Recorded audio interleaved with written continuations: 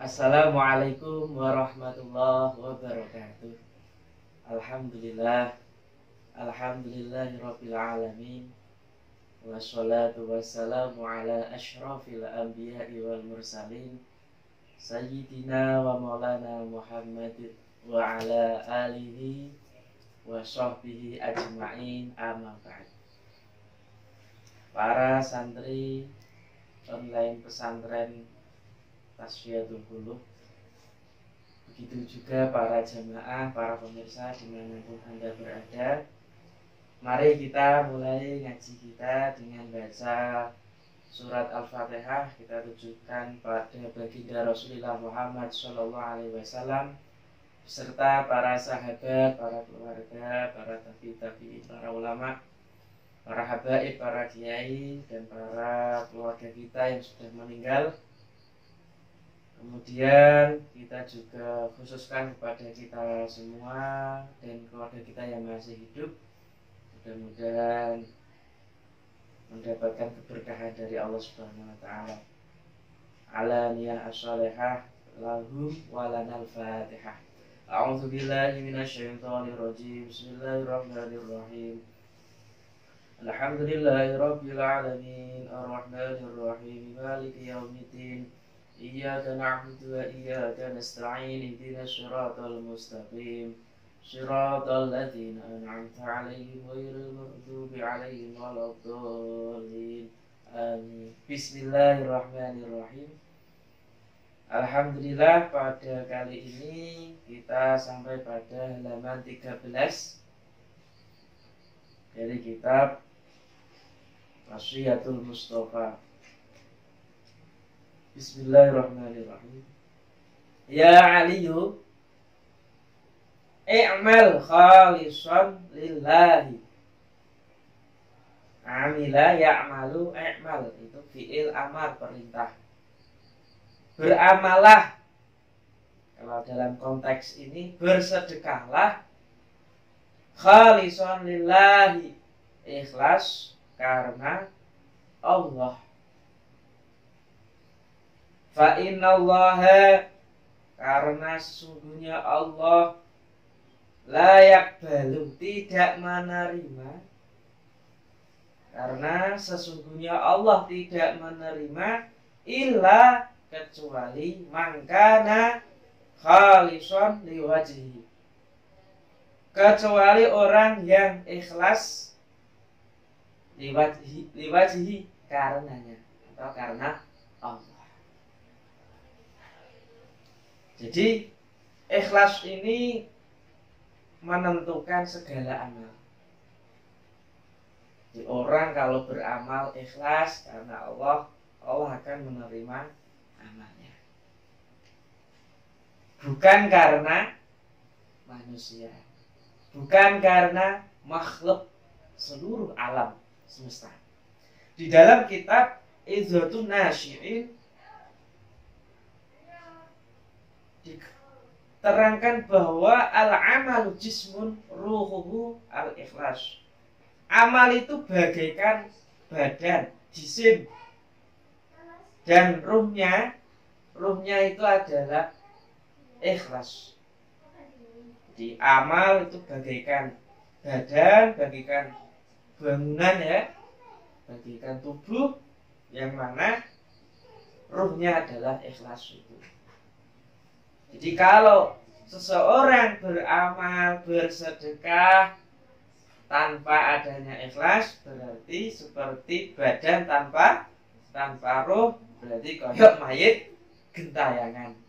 Mayit gentayangan, astagfirullah. Nah, banyak kita itu. Contoh kecil, tanda yang perlu ditiru itu ketika berinfak, bersedekah di masjid. Hamba Allah, ya memang buat laporan tidak apa-apa. Fulan siapa, jadi nggak disebutkan namanya. Kadang khawatir akan mengurangi keikhlasannya. Tidak apa-apa, tidak masalah. Dengan menyebut fulan atau si A, si B, gitu. Di dalam kitab At-Ta'rifat karya Syekh Ali Al-Jurjani Jadi ikhlas itu kalian atau engkau tidak mencari orang yang apa? Mencari pujian, mencari sanjungan orang lain karena amalmu, tapi engkau tujukan segala amalmu itu karena Allah Subhanahu wa Ta'ala. Tapi ini sulit, ya harus step by step, khutwah bi khutwah, langkah demi langkah. Qala Allah Ta'ala, Allah Subhanahu wa Ta'ala berfirman ini di dalam surat Al-Kahfi ayat 110 ya. Faman kana yarju liqa'a rabbih, barang siapa yang mengharap, menginginkan liqa'a rabbih, mengharap liqa'a rabbih, bertemu dengan Tuhannya, falyamal amalan sholihan, maka hendaklah ia beramal soleh atau beramal yang baik. Wala yusyrik bi'ibadati rabbih ahadan, dan tidak menyekutukannya dengan seorang pun atau dengan apapun atau dengan seorang pun di dalam beribadah dengannya, dan tidak menyekutukan dengan seorang pun di dalam beribadah dengannya. Di dalam tafsir Jalalain, yang dimaksud menyekutukan Allah, tidak menyekutukan Allah dengan seorang pun di dalam beribadahnya itu maksudnya yaitu jangan sampai seorang itu pamer atau riak dengan seorang. Jadi itu tujuannya sudah melenceng, berbelok. Harusnya tujuannya kepada Allah, tetapi justru pada Anas al-insan, yaitu manusia. Di dalam kitab Nasaihul Ibad, menurut Imam Nawawi ada 3 tingkatan ikhlas. Yang pertama, fa'ala maratib bil ikhlas tasfiyatul amal ala an mulahadatil khalqi bi alla yurida bi ibadatihi ila intisa la amrillah wal qiyamah bi haqqil ubudiyah duna iqbalin nas alaihi bil mahabbah. Tingkatan yang pertama menurut Imam Nawawi, ikhlas itu yaitu membersihkan amal, aktivitas ibadah kita dari perhatian makhluk. Sholatnya karena Allah, bukan karena mertuanya, bukan karena istrinya, atau bukan karena pejabat-pejabat yang mungkin saat itu sholat di sampingnya. Ya Allah, Akbar, Bismillahirrahmanirrahim, khusyuk itu sudah melenceng itu. Banyak sekali sedekah diumumkan, biar dia kok luman ya, dia kok dermawan ya, dia kok ahli sedekah ya, dia kok itu. Pengen pujian dari manusia. Nah, jadi tingkatan yang pertama itu tidak menginginkan di dalam beribadah itu pujian atau sanjungan atau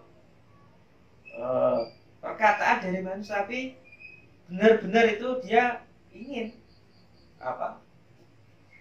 menaati, melaksanakan perintahnya Allah dan melaksanakan hak sebagai hamba tanpa menerima sanjungan atau cinta dari seseorang. Itu wangel.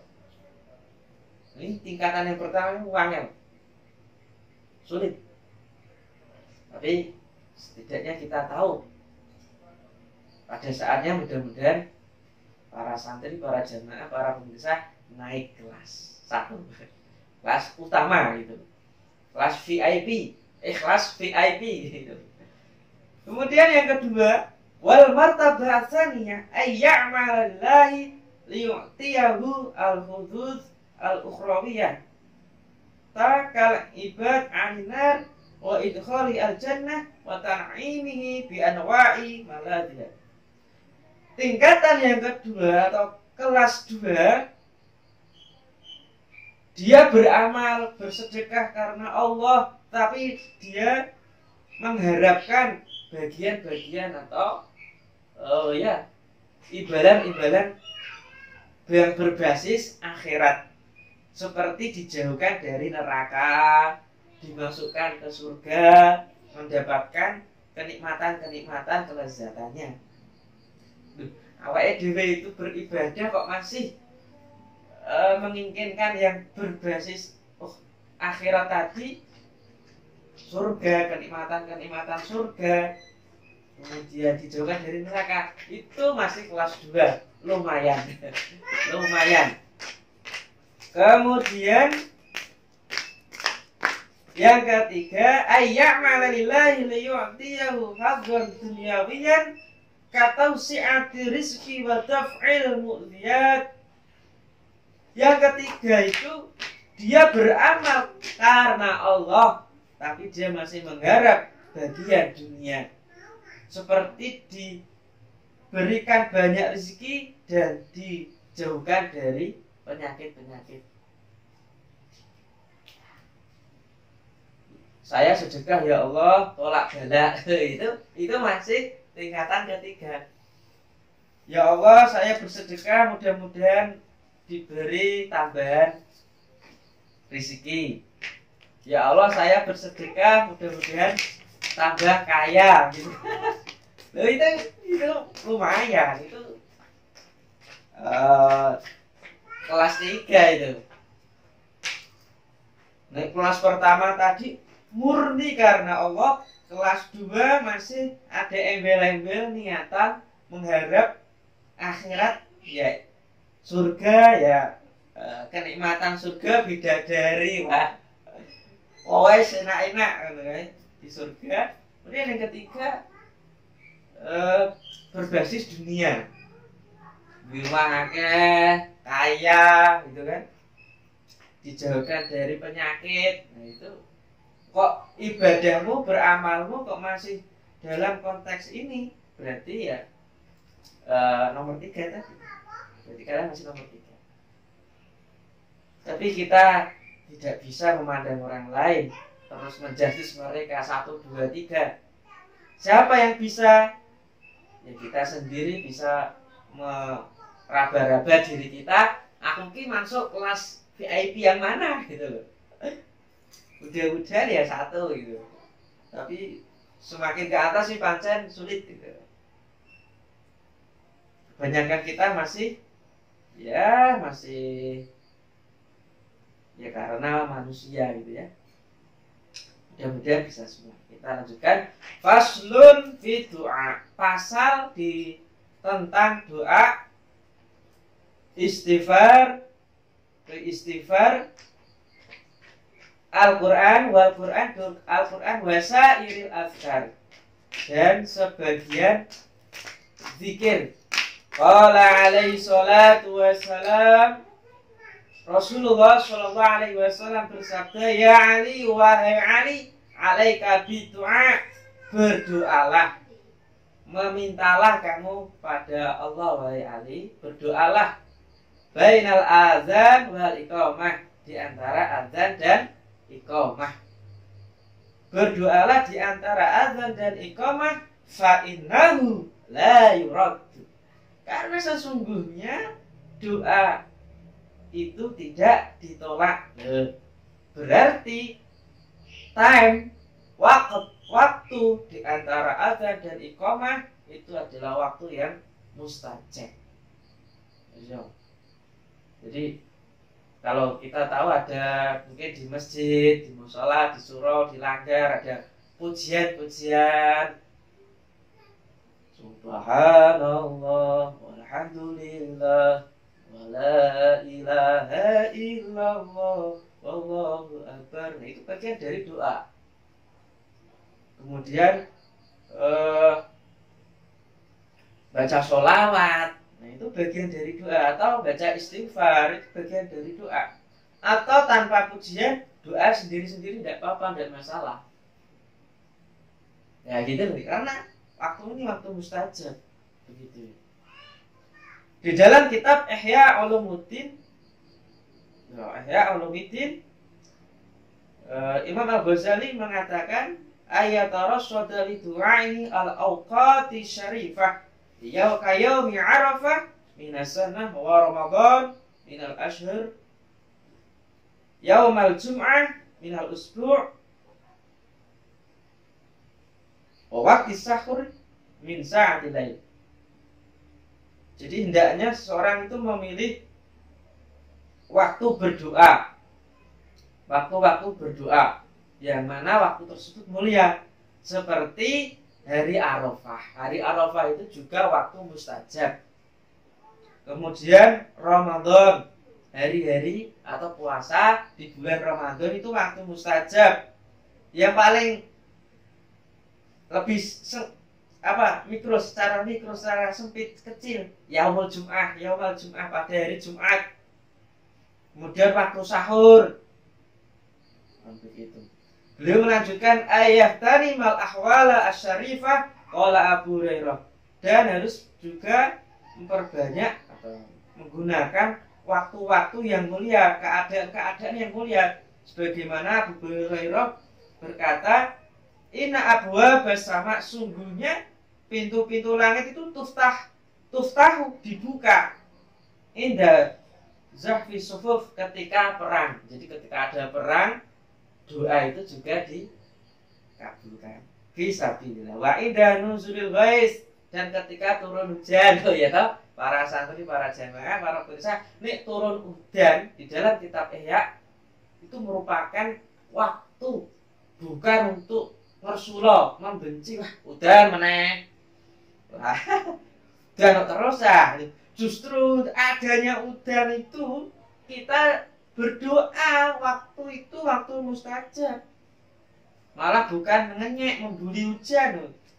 Wong sing ngenyek membuli hujan itu sama dengan membuli sing gawe udan, menciptakan hujan, yaitu Allah Subhanahu wa taala. Ayo toh? Ayo sapa sing tahu. Kemudian wa inda iqamati sholawah al-maktubah, dan ketika mendirikan sholat wajib maktubah. Jadi sholat wajib, setelah itu doanya mustajab. Ojo klencang-klencing kayak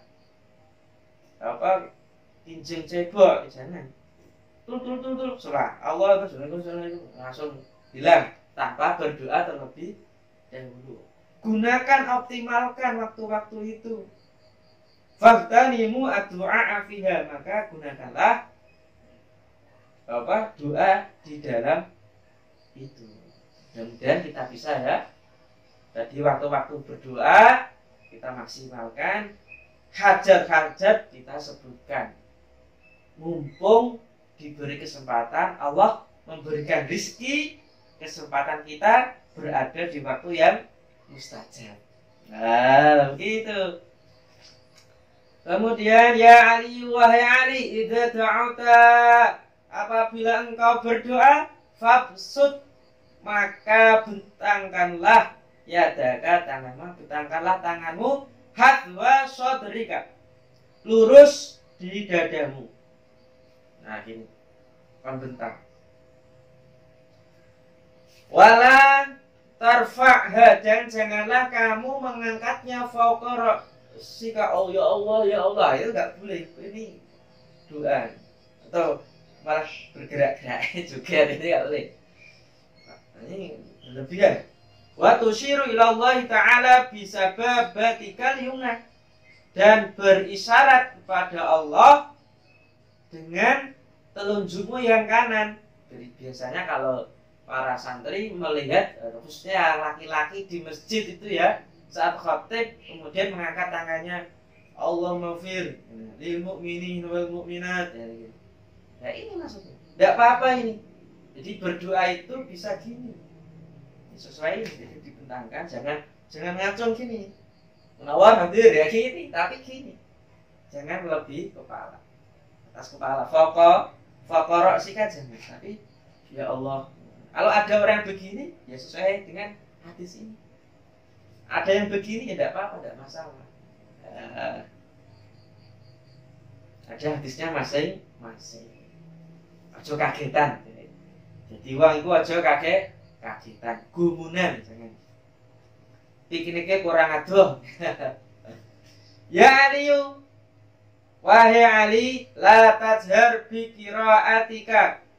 Janganlah kamu mengeraskan suaramu di dalam membaca Al-Qur'an. Bismillahirrahmanirrahim. Nah gitu. Bu antar apalagi bawa mic, speaker, sak desa krungu kabeh. Jam 11 malam. Wah, ini pas bulan Ramadan ini kritik di sini. Atau di rumah kita tip banter-banter pakai sholawatan, Bu. Apa ini? Tapi kalau di sini baca Quran ya. Baca Quran itu apik, tapi kalau suara itu mengganggu tetangga malah jelek. Wala bidu'aika, dan janganlah kamu mengeraskan suaramu ketika berdoa. Wala tajhar bi qiraatika wala bidu'aika. Janganlah kamu membaca Al-Qur'an atau mengeraskan suaramu di dalam baca Al-Qur'an dan berdoa haitsu yusolli nasu. Ketika ada orang-orang yang sedang sholat, atau haitsu yusolli nas, ketika ada orang-orang yang sholat. Sholat aja banter-banter ke maca Qur'ani. Kenapa? Fa inna dzalika yufsidu afsada yusidu fi'il mudhari'. Karena sesungguhnya yang demikian itu yusidu itu maknanya merusak, tapi bisa dimaknai mengganggu. Karena yang demikian itu mengganggu sholat mereka. Jadi ada orang sholat, ojo banter-banter, jangan keras-keras membaca doa, membaca Al-Quran, karena itu dapat mengganggu sholat mereka. Bingung nanti. Bismillahirrahmanirrahim. Banter.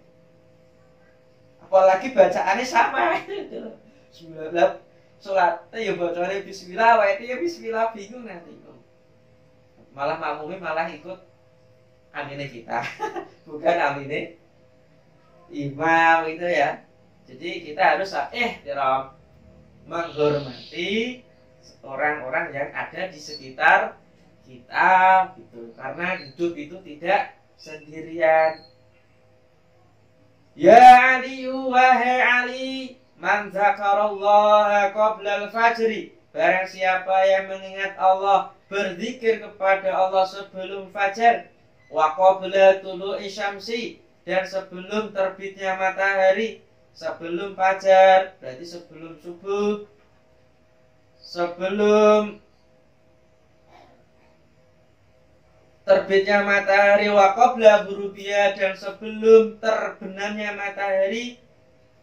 Kalau waktu itu kamu gunakan untuk mengingat Allah, istahyallahu, maka Allah malu, isin ayu azibahu binar, maka Allah malu untuk mengazabnya atau menyiksanya di neraka.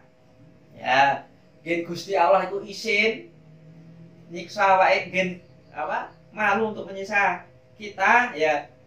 Sebelum subuh, ayo berdoa, ayo sholat malam, dipin aja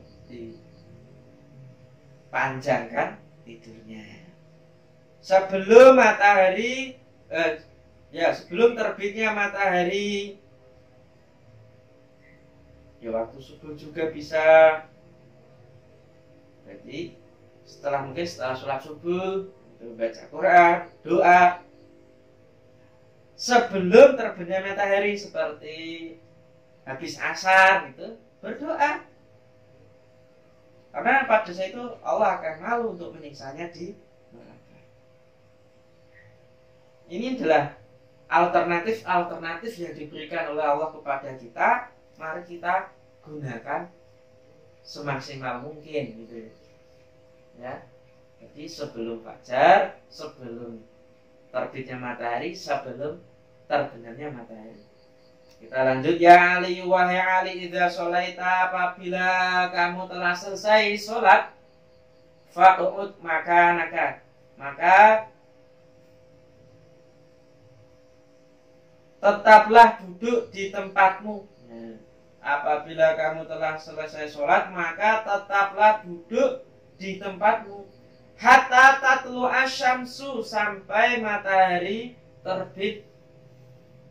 Fa innallaha, karena sesungguhnya Allah, yaktubu, menulis, menetapkan pahala lima yajlisu makanahu, bagi orang yang duduk di tempatnya. Karena sesungguhnya Allah menetapkan, menulis pahala bagi orang yang duduk di tempatnya, seperti hajatan wa umratan, seperti pahalanya orang yang melakukan haji dan umrah. Masya Allah, luar biasa, sangat banyak sekali. Al-itqaraqobah, atau pahalanya orang yang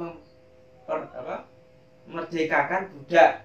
Au shadaqata alfi dinar, atau pahalanya orang yang bersedekah 1000 dinar. Masya Allah, besar sekali ini pahala. Habis subuh tetap zikir, tetap mutolaah, ya itu. Masya Allah, banyak sekali ini pahalanya ini, sebanding dengan ibadahnya orang yang haji dan umroh, atau ibadah pahala memerdekakan budak, atau pahala sedekah 1000 dinar fisabilillah, yang digunakan di jalan Allah Subhanahu wa ta'ala. Artinya apa? Artinya habis subuh ayo kita gunakan waktu sebaik mungkin lizikrillah, untuk zikir kepada Allah. Kalaupun terasa capek, terasa lindu, terasa agak sakit, ya tidur lagi tidak apa-apa. Tapi niati zikir kepada Allah. Man yaliyu, terakhir, man qala kula yaumin, barang siapa yang berkata kula yaumin, setiap hari, khamsatan wa isrina, khamsatan ing 5 wa isrina lan 20 marotan, marotan ambalan. Barang siapa yang mengatakan 50 kali ambalan setiap hari. Mengatakan apa ini? Astaghfirullahaladzim li walidayya wa li jami'il muslimina wal muslimat wal mu'minina wal mu'minat al ahya'i minhum wal amwat. Barang siapa yang mengatakan atau berkata setiap hari 50 kali dengan mengatakan astaghfirullahaladzim, ya Allah, saya minta ampun kepada Allah Zat yang Maha Agung akan dosa-dosaku dan dosa kedua orang tuaku, akan dosaku, wali walidayya, dan dosa-dosa kedua orang tuaku, wali jami'il muslimin, dan seluruh orang Islam, laki-laki, wal muslimat, dan orang perempuan, wal mu'minina wal mu'minat, mukmin laki-laki dan mukmin perempuan, al ahya'i min wal amwat, yang masih hidup maupun di antara mereka yang sudah meninggal. Hafal enggak? Harus hafal. Para santri, para jamaah, para pemirsa harus hafal ini doa. Minimal 25 kali. Jadi kalau dihitung habis sholat 5 kali. Astagfirullahaladzim li walidayya wa li jami'il muslimina wal muslimat wal mu'minina wal mu'minat al ahya'i minhum wal amwat. 5 kali, astagfirullahaladzim. Nah, kalau kan sehari kan 5 kali sholat, berarti 5 kali 5 25.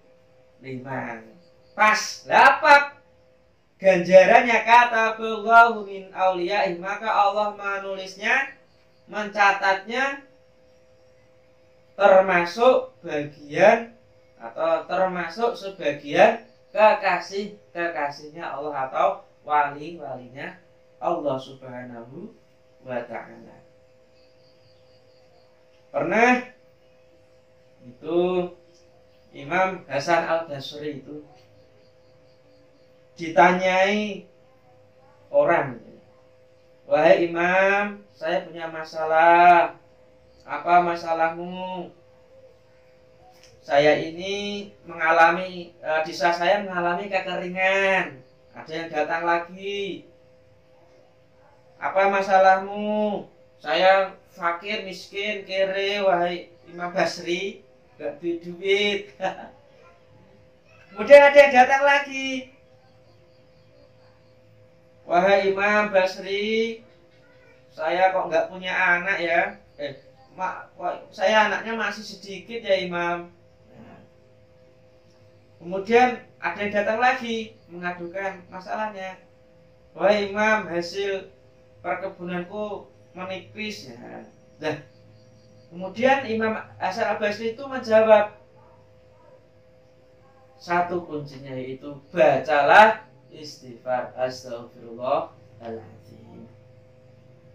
Kemudian Imam Basri melanjutkan dengan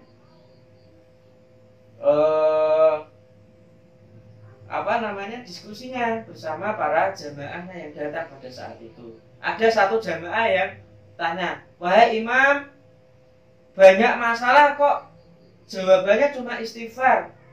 Imam Hasan Al-Basri.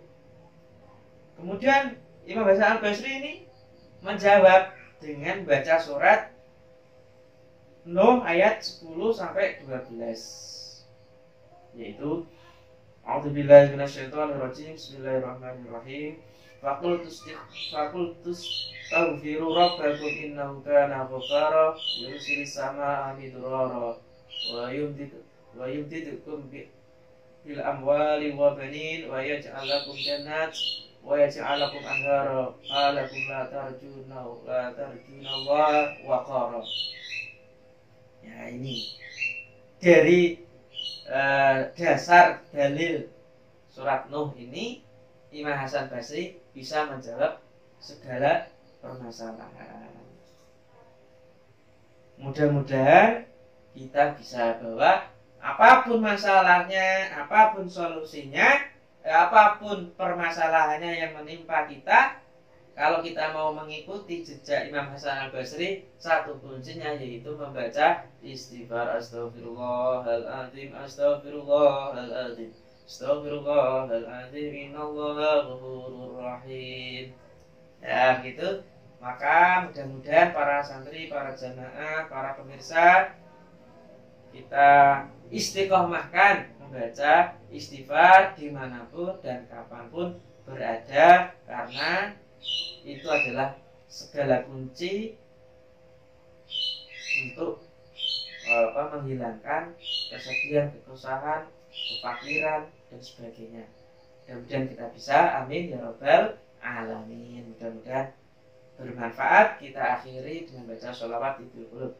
Allahumma sholli ala sayyidina Muhammadin tibbil qulubi wa dawaiha wa afiyati abdani wa shifaiha wa nuril absari wa diyaiha wa ala alihi wa sahbihi wasallim. Kurang lebihnya mohon maaf. Mudah-mudahan dari awal sampai akhir membawa keberkahan, mendapatkan ilmu yang barokah, manfaat dunia dan akhirat. Wallahu a'lam bishawab. Wallahu muwaffiq ila aqwamit thoriq. Wassalamualaikum warahmatullahi wabarakatuh.